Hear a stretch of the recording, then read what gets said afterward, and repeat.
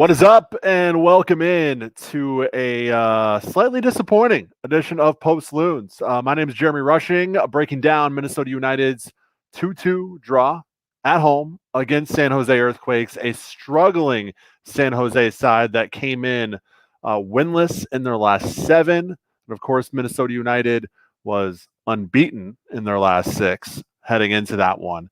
And so you fully expect Minnesota United at home to do the job needed to get 3 points. It looked like they were going to do so after a goal from Wanchope Bila off a rebounded penalty kick there late in the match. But at the end, it was San Jose who gets the late equalizer. Ends 2-2. Welcome into Post Loons. Like I said, my name is Jeremy Rushing. We are presented by our good friends over at Ninth Street Soccer and Coffee. We'll talk about them and more about the match here in a little bit. But if you are watching on the stream, whether it is on Twitter or it is on YouTube, please go ahead and drop a comment or a question or an overall thought on the match in the chat. I would love to respond to that over the course of the stream here. And also, if you're watching on YouTube, go ahead and give us that thumbs up. I would really appreciate it. This one was an eventful one, definitely entertaining. May not have been the best soccer product in the world by either team, but all in all, an entertaining 90 minutes, bookended with some really lackadaisical play from Minnesota United, and that's kind of where we will start here in these pregame questions. So, kind of just overall thoughts that I had coming into the match tonight. The first one was: could Minnesota United capitalize on both their own momentum and the lack of form San Jose had shown as of late? The answer to that in the early going was no. Right? An early goal, a bad turnover, which we'll get more on that here in a little bit. But really just an overall slow start. And unfortunately, it cost Minnesota United putting them on the back foot right away there in the 15th minute. So unable to capitalize on that momentum that they had alongside the lack of form from San Jose. So the answer to that first question was obviously no. Who plays right back if Roman Metner is unavailable, as he is currently getting his green card? The answer to that was obviously Jukka Raitala. And then how much would we see the Euro returners and how much of an impact would they make? Well, as we just said, Raitala started the match at right back. He was quickly pulled at halftime. Adrian Heath not happy with what he saw from his side at halftime, so made some adjustments there at half. The team responded really well in the second half, which we will get to in a little bit. And then obviously we saw Jan Gregish come on late in the match as well. So as far as impact goes, I would say not much from the Euro returners, but as they get kind of back integrated into the squad, if you're a guy like Robin Lod or Roman Metner, you guys get, if they can get their green cards and get back in, that's obviously going to help Minnesota United from a roster standpoint, but obviously help that product on the field as well. Again, if you're watching on YouTube, thumbs up on the stream, please, if you could, and also leave a question or comment in the chat for us to get to a little bit later on. All right, so let's get into my three things. The first one is quite obvious. This is a huge missed opportunity for Minnesota United. You're on a great run coming into this match. San Jose, it's not just they were on a bad run. This is not really a great San Jose team.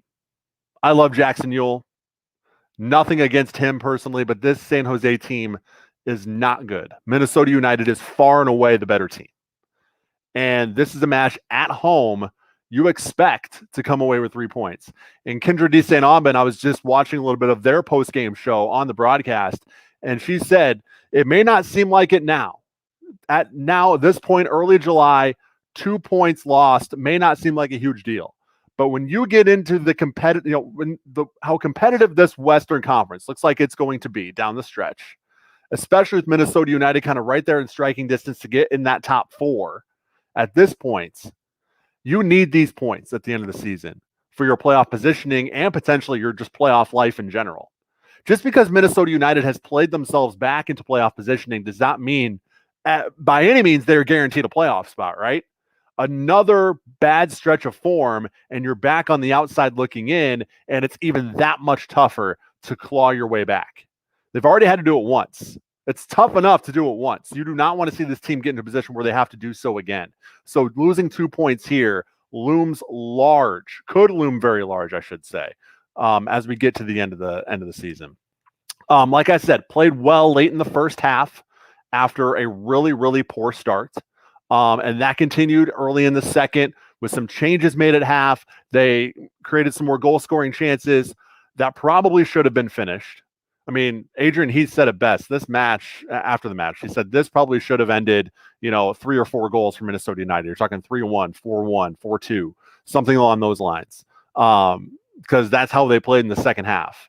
But one thing that hasn't been mentioned that I do want to mention is the way Minnesota United finished. And to me, it was very similar to the way they started. Lackadaisical, lazy defense led to that equalizer late on from San Jose. Too much space to operate. And it ends up in the back of the net, and you end up with a 2-2 draw. So that's kind of my overall thoughts on how the match played out. I thought the bookends were not great, and I thought the middle portion, at least late part of the first half into most of the second, Minnesota United looked really good. But you have to put it together for a full 90. Even against a team like San Jose, you have to put it together for a full 90. And they did not do that tonight, and you see the result. A really disappointing 2-2 draw. I'm not a big blame the refs guy. And I'm not even going to say we're blaming the refs in this situation. I'm not a big bash the refs guy in general. But I thought this was a really poorly officiated match overall. There were so many missed foul calls, particularly in Minnesota's attacking third. And just inconsistencies across the board. You could tell both clubs, both managers, both sides were extremely frustrated with the officiating tonight. And I think that really tells you that it was just not a great night for the refs tonight. And then finally, if you missed it after the match, if you just kind of turned your TV off, there was a little bit of good news to end the night on for Minnesota United, as we need to send our big congrats to Hassani Dotson. After the match, the defensive midfielder proposed on the field to his girlfriend. She said yes. Bold move, right? Doing that in front of 19,000 people on the Jumbotron. It's really tacky if a fan does it, right? I'm sorry if you have proposed to somebody at a sporting event on the Jumbotron. I apologize that I'm going to say this, but it is really tacky to do that as a fan. But if you're a player and you have the access to get onto the field and do it in front of all your fans, then I'm cool with that. It's a bold move, but I'm very cool with it, and I'm glad she said yes. And congratulations to the happy couple.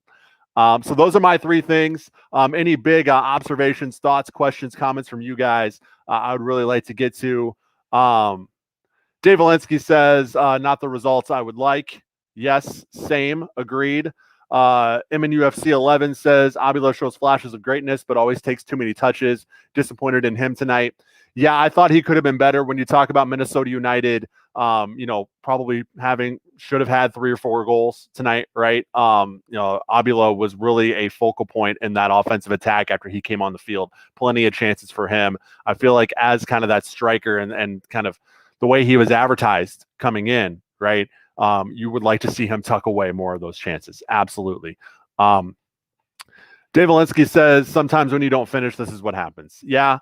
It's not to the level that we saw early in the season when you're talking about 22 shots and 3 on goal, right? But there were missed opportunities in the second half for sure. Adrian Heath echoed it, and I think it was fairly obvious.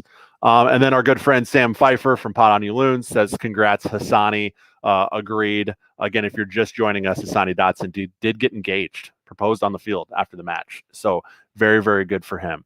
If you have any questions or comments as we get into the game notes here, feel free to drop those in the chat, and I would love to read those on the air. But before we get into the game notes, let's go ahead and talk about our good friends over at Ninth Street Soccer and Coffee. Love the people over at Ninth Street. Derek is he's become a really good friend of mine and a really good friend of what we're doing here at 10,000 Pitches with Post Loons, with some of the other stuff we have going on, like the podcast. It's just an awesome group of guys over there. And that's really one thing that it's tough to see on the surface, but there are really, really good people behind this thing that are trying to get this thing off the ground and help make this thing work. So if you want to help good people do good things, support our friends over at Ninth Street Soccer and Coffee, especially if you want to get out and play some soccer in a pickup fashion. You can play unlimited monthly pickup at Ninth Street Soccer and Coffee. As you can see here, 3 nighttime spots, 2 daytime spots. Every now and then they do like a late night 9 p.m. Pickup on a Tuesday or Thursday. So you're talking like 6, 7 time slots per week, 25 plus slots per month to play pickup. You can do it for $5 a pop if you want, or if you think you're going to get out there and do it a lot, you can do the $35 unlimited pickup membership. Just go to ninthstreetmpls.com to learn more about that. But again, if you want to get out during your lunch break, for example, if you live close to Ninth Street Soccer and Coffee, if you work close to Ninth Street Soccer and Coffee, if you don't know where Ninth Street Soccer and Coffee is, 801 South 9th Street in Minneapolis. So if you work downtown, you work in the North Loop, you're close by. If you work in Northeast, you're close by. If you work in Dinkytown or close to the U of N, you're close by. It's a very conveniently located place. So there's a lot of different places you can be in or around the Twin Cities, whether you work, live, hang out in those areas. 9th Street's close by, and it's a great place to hang out and play some pickup soccer. And very, very soon, it'll be a great place for you to grab a cup of coffee as well. That coffee shop's coming very, very soon. So 9th Street MPLS.com, as you can see, it's NINTH, the full word street, MPLS.com. Also, Minnesota United watch parties for periodic select road matches throughout the season. The next one is going to be Wednesday night, 7th Wednesday, right? Yeah. Wednesday night, July 7th for the road match at Colorado, 8 p.m. starts. So maybe get on out there early. They always have great food trucks there. So follow them on Twitter and Instagram at 9th Street MPLS. But you can also RSVP if you'd like to the Minnesota United Watch Party on their Facebook page. It's kind of a courtesy thing. You can walk up if you want, but just to keep numbers down and make sure they have a head count and things like that, they do want you to RSVP if you could on their Facebook page. Just look up 9th Street Soccer and Coffee on Facebook. That's happening Wednesday nights, unlimited pickup, $35, $5 for any pickup session. You can see all the many sessions they have available. And again, one more time, the website, 9thstreetmpls.com. Love the guys over at 9th Street and very, very grateful for their support of 10,000 pitches. Sam says, do we need more Abila and why aren't you watching the Bucks? Let's get a score update on the Bucks while we're doing this. Sorry, this is really bad live streaming here, but I want to see, because our good buddy, not only is Sam a Bucks fan, but our good buddy Grant from the Dummy Run podcast is also a Bucks fan. That's why he hasn't been able to join me on Post Loons for a while, because these Minnesota United matches keep falling on the same night as Bucks games. 102-89 Bucks with 6:58 left in the fourth. Again, if they win, they advance to the NBA Finals. No Giannis tonight for them. So I think I chased a few people off with the Bucks talk. Apologize. That'll be it for that. But yeah, not watching the Bucks, Sam, because I got to watch Minnesota United. This is not a Bucks post-game live stream, just so you know. But I appreciate you tuning in while you're sweating out the end of this Bucks game. I really, really do. Again, I guess it doesn't have to be Loons related. I will answer any question about anything. So go ahead and hit us up, whether you're watching on Twitter or YouTube. But before, let's go into these game notes here, actually. A few just kind of going minute by minute throughout the match, some of the more notable things that happened. Second minute, kind of an interesting start. A little, hey, how are you? From Hassani Dotson to Minnesota's own Jackson Ewell there. Some contact made that caused Ewell to get attended to on the sideline. So a little welcome back to Minnesota there. And then the 15th minute, that was the initial goal for San Jose. And we're going to talk in depth about this here. Just a really bad turnover from normally an individual who is so solid on the back line in Bakaye Debasi, right? He is somebody you can really count on to be that cornerstone, that solid figure on the back line. So it was very rare to see this kind of mistake from him. But this kind of underlined the way Minnesota United came out of the blocks. Very lax, too comfortable. It's okay to be comfortable, but you don't want to be too comfortable, especially against a team that's struggling. You want to get on the front foot, and you want to put that match away right away. But instead, you come out lax, you come out slow, and you see what happens. This is MLS. This is Major League Soccer. These are professional soccer players. It doesn't matter who you're playing, except maybe the Chicago Fire. But whoever else you're playing, it doesn't matter. You need to come out And if you're the better team, you need to solidify that right away. This is I kind of cringe when people use that analogy, but it's really the only one I can think of right now. You need to put your foot on the throat. And that's exactly what Minnesota United did not do tonight. They were on their heels. They were very unwilling to attack, it felt like, in the early going, right? It just seemed like they were expecting somebody, everybody was expecting somebody else to provide the spark. That's really what it seemed like. And that's what you see. 15 minutes in, you go down 1-0. Tap in goal from Cade Cowell, who has been fantastic this year for San Jose. He's one of those kids who's 2 or 3 years away from going to Bundesliga, or maybe young American players will be going straight to the Premier League at that point. Who knows? But he's that next kind of international star that's gonna come from MLS, I think. But yeah, really good goal for him. Unfortunate, Minnesota United, big mistake to put them down 1-0. Had a golden opportunity to equalize, did the Loons in the 23rd minute.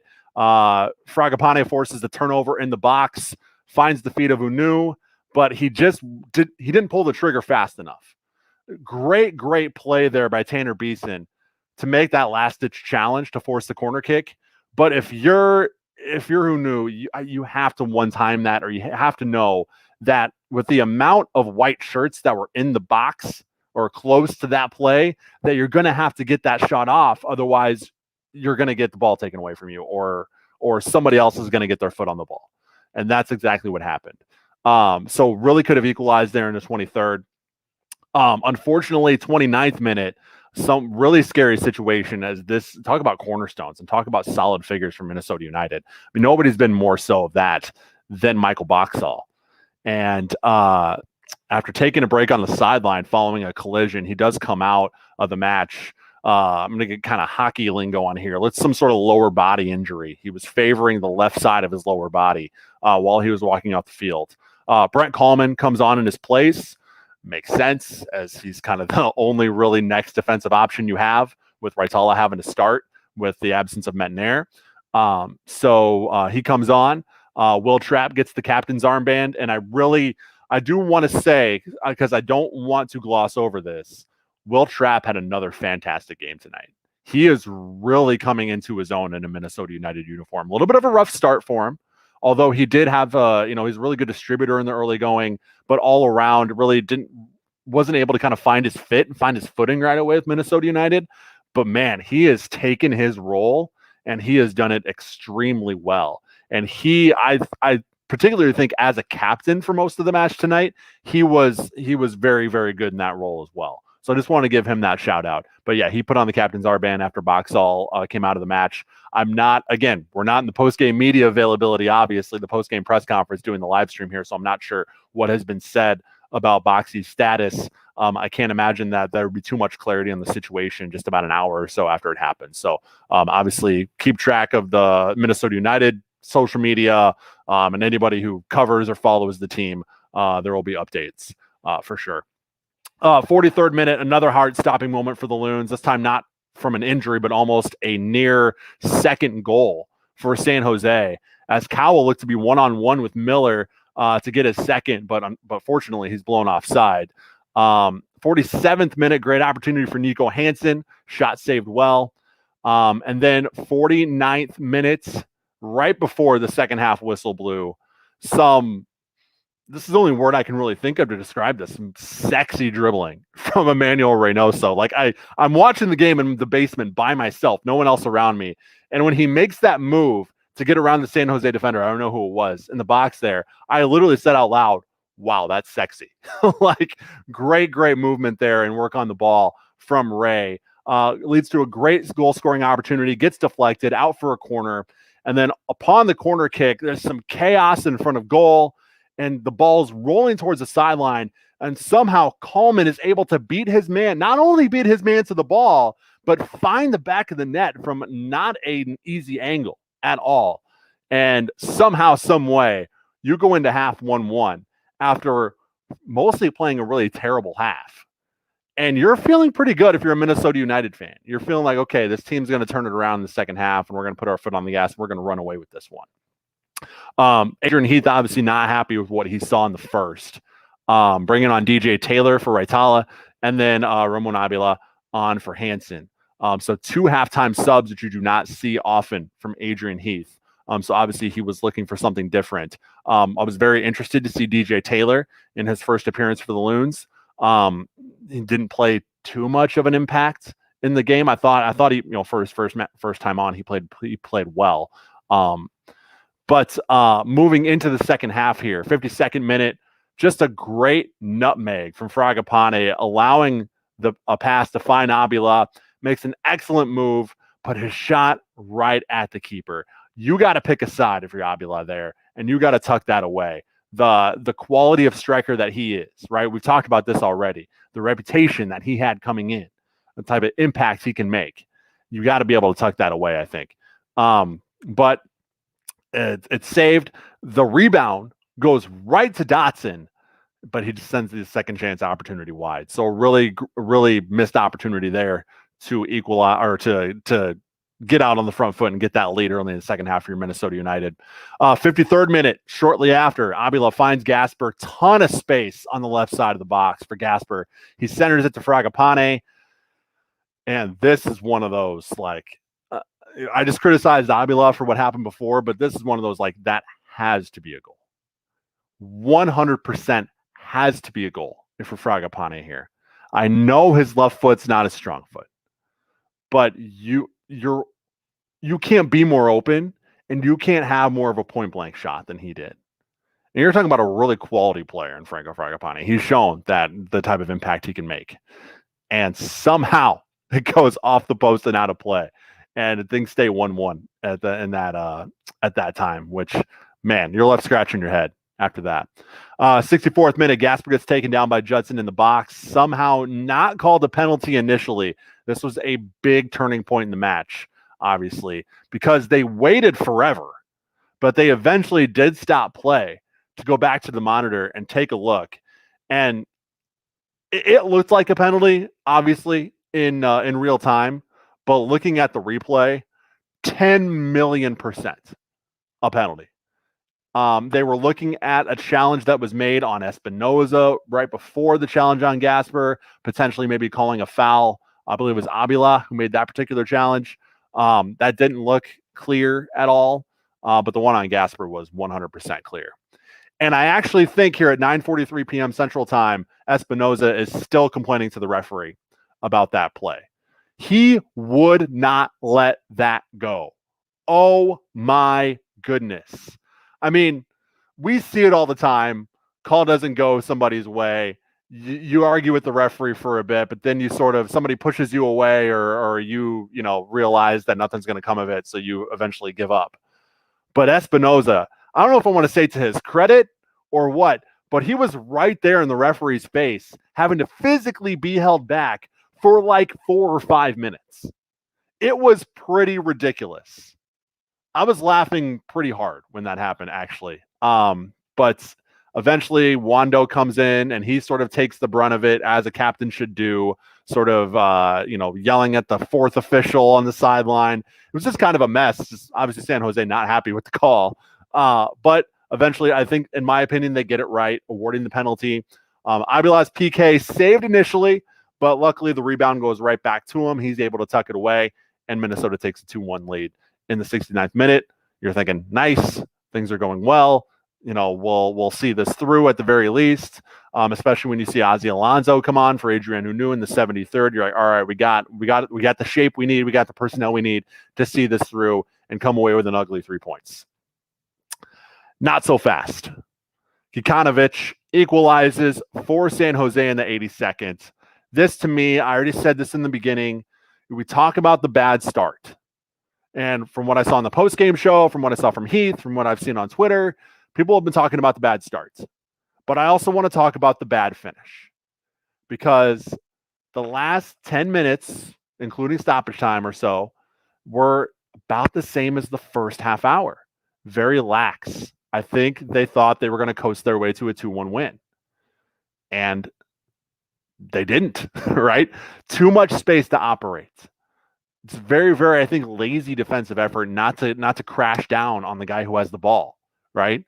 And the shot goes right over the head of Tyler Miller. I don't want to blame Miller here, but the quality he's shown, we talked about it last time. He, save percentage wise, is the best keeper in the league right now. I do think maybe you need to make that save if you're Miller, but he's in no way the prime individual or the prime portion of that play to blame. But to me, it was just not a great defensive effort at the beginning and at the end of the match. And you saw what that led to. Goal in the 15th minute, goal in the 82nd minute. And that is where you walk away with only a point. We did see Jan Gregush in the 87th minute come on for trap. 93rd. Holy cow. San Jose almost got all 3 points here in the 93rd. Foul just outside the box leads to a San Jose free kick. I was trying to get my notes together for the match at the time, so I did not see who took the free kick. But nicks it off the corner where the crossbar and the post meet. Nicks it off there. Almost puts it in off the free kick in the 93rd. And then can you imagine if this ended up 3-2 San Jose? Oh my gosh. I think you would be seeing the Heath Out hashtag revived on Twitter, because my goodness. But I want to say luckily, because Minnesota should have far and away won this match. But when you're looking at what happened there in stoppage time, you are feeling at least a little bit fortunate too to walk away with a point where that near goal happened there at the end. So that's where we end. 2-2 draw tonight at home for Minnesota United. If you have any questions, comments, thoughts on the match tonight, drop those in the chat. If you're watching on YouTube, please give us that thumbs up. That really does help YouTube know that you like the content, want to see more of it, and they'll show our content to more people. It's an algorithm thing. We really do appreciate it. But just kind of going over some high-level observations before we get to what is in the chat here. Despite the early lack of conversions from Adrien Hunou, it's just really nice. And this is I feel like it's such a low bar here, but it's just really nice to see an actual striker be Minnesota United's biggest goal scoring threat. Like when you look at Adrien Hunou, he really has been the main threat to score, even though Franco Fragapane has kind of been the one who's gotten the goals and has gotten kind of the accolades in his first few appearances. Adrien Hunou, for my money, has been the most consistent goal scoring threat. When you look at early chances to kind of set the tone, I believe the last 3 matches, it's been Hunou who has gotten those early chances. He tucked the one away against Portland, fastest goal in MLS history. Inside of 5 minutes of 10 minutes, he has really gotten those first initial chances for those high quality chances for Minnesota United, which I think is obviously a good tone setter for the rest of the match. Obviously tonight didn't work out, but consistent threat from the striker position has been something that has really thwarted or has really evaded Minnesota United during their first few years, right? They've really been consistently missing a really dangerous striker. You can argue Christian Ramirez was that, and I agree. But let's just say since then, it's been kind of revolving door. You thought you might have had that early last season, but it comes out not necessarily being to be with Luis Amarilla. But you have it here with Adrien Hunou. And that is going to, I think, really pay dividends for Minnesota United as you move further into the season. Because, again, that's what helps just round out this squad. How many times have we looked at Minnesota United over the last couple of years and been like, man, if they just had a striker, if they just had a dangerous striker, where would this team be? Well, you have them now. And I think that's something really positive to look at if you're a Minnesota United fan and to take away from an otherwise disappointing match. There also seems to be, obviously, Emmanuel Reynoso is one of, if not the most important attacking player for the Loons. And other teams are obviously starting to pick up on that. Because this season, there seems to be a really consistent game plan, I guess, for whoever's playing Minnesota United to really bother Reynoso and rough him up and try to get the Loons number 10 off his game. Because he was getting shoved around quite a bit tonight, especially in the early going. You could see him getting frustrated. We saw that in the Seattle match too. He was getting really hot in that opener against Seattle. And so, he hasn't necessarily been a huge factor. It wasn't a huge factor tonight, I should say. It wasn't a huge factor in that initial match against Seattle where it was really noticeable. So maybe this is something when people are looking at the tape, like, we got to rough this guy up a little bit. We got to get him on the ground. We got to make sure that we keep him focused on what's happening to him and not what can he do to impact the game. I would really look out for that for Minnesota United moving forward, what those opposing defenses, what those opposing game plans are for Ray, because it seems like it's to rough him up in the early going. All right, we're about a half hour in, guys. I'm through my game notes. I'm through all my kind of big picture observations here as we move forward. Colorado on Wednesday. That is going to be a big one. You're on the road.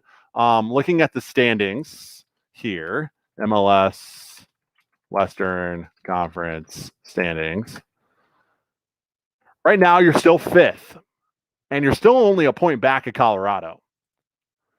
So that is going to be pretty big. Colorado plays host to Seattle tomorrow night. So that'll be one to watch for if you're a Minnesota United fan. How can Colorado do against Seattle? Because Seattle's obviously at the top of the table in the West as of right now. So when you're looking at that, depending on what happens in that match, you can leapfrog Colorado in the standings if you come away with 3 points on Wednesday. It really is sort of a 6-pointer in that case. So really, that'll be interesting. I mean, that's very, very big kind of standings match here as we get to kind of the midway portion of the season. So that's coming up on Wednesday night. As I mentioned, there is a watch party going on over at 9th Street Soccer and Coffee. So if you want to go watch the match, congregate. It is on the road. So if you want to go and be around fellow Minnesota United supporters and kind of watching that environment, even though they're on the road, definitely go to 9th Street. Just RSVP, like I said, on their Facebook page. Just look up 9th Street Soccer and Coffee on Facebook. They'll have updates all week long on the food trucks that'll be there and different things they have going on. After that, speaking of Seattle, you get the weekend off and the next week off. And so they're not back at it after Wednesday until the 18th, where they will play host to Seattle. That's obviously going to be a big one in its own right. That is an afternoon game too. So not only is it on a weekend, on a Sunday, it's on a Sunday, early Sunday. I'm very excited about that. Well, the primetime games are kind of fun. It will be nice to change of pace doing post Loons at like 3:30 p.m. on a Sunday as opposed to 10 o'clock here on a Saturday. I think that'll be a little bit better. But so those are those next 2 matches at Colorado on Wednesday, and then a week from next Sunday. So 2 weeks from tomorrow, they will be at home against Seattle. Any other questions or comments on tonight's match? Go ahead and drop them in the chat. Like I said, really disappointing tonight overall, right? 2 points lost for sure, but a big opportunity to bounce back against Colorado on Wednesday. And I think you want to watch that Colorado-Seattle match if you're a Minnesota United fan tomorrow. Not to necessarily get, just to get a scouting report on Colorado and Seattle as they're your 2 next opponents for Minnesota United. But it's, like I said, it's big for the standings as well. If there are no more questions or comments, we can kind of cut this one off early. Thank you so much for tuning into Post Loons. I really appreciate it. Go ahead and follow us on Twitter at 10K Pitches. If you're watching on Twitter, please go hit that follow button.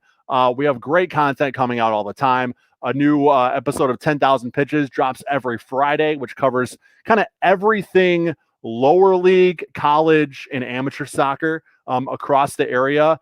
Minneapolis City, the rest of the NPSL North, like Duluth FC and Med City FC. We cover college soccer. We always talk to the guys over at Equal Time. I'll definitely have more coverage of the Gophers and St. Thomas as those seasons get closer as well. Minnesota State as well. So a lot of great content coming from 10,000 Pitches, the podcast itself. But also, if you are a Minnesota United fan who's also a big Forward Madison fan, lucky for you, we have a Forward Madison specific podcast called Talkin' Flock, where myself and Rob Chappell from Madison 365 discuss everything Forward Madison every Monday. So if you're a Forward Madison fan, you want to hit up Talkin' Flock, just look it up in your podcast feed. If you're a Minneapolis City, NPSL North, lower league college soccer fan in the area, you definitely want to hit up 10,000 Pitches. Just look up 10,000 Pitches in your podcast feed. drops every Friday. You can also follow us on Twitter and Instagram at 10K Pitches. Another episode of Post Loons will be coming your way Wednesday night following the match at Colorado. Till then, thank you so much for watching. If you're listening on the podcast after the fact, thank you so much for doing that as well. Big thank you to our friends over at 9th Street Soccer and Coffee. Again, hit them up, 9thstreetmpls.com, and we will catch you Wednesday. Till then, have a great rest of your long weekend.